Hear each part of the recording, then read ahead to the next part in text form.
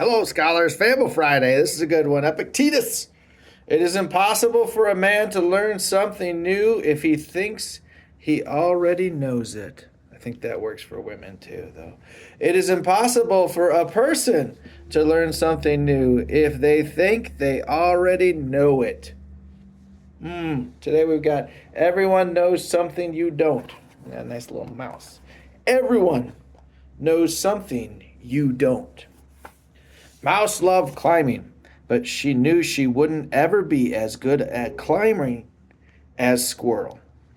You're the best in the forest, she told Squirrel one day. You must know everything there is to know about climbing. Goodness, no, Squirrel said. In fact, you could probably teach me a thing or two about how to climb. What could you learn from someone like me? Mouse asked. Probably lots, said Squirrel. Everyone knows something you don't. Besides, if you go around thinking you know everything already, then you'll never learn a thing. Whoa, it is awesome that these things are over 2,000 years old and they still work today. Well, maybe not the part about the mouse, but about the idea of it, right? The idea that some people have a really hard time learning because they think they're super smart already.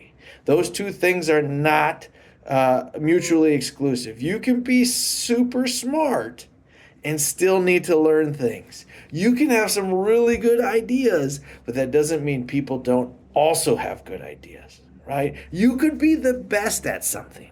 You could be the best basketball player in the school, and you could still need to learn how to do certain things better, right?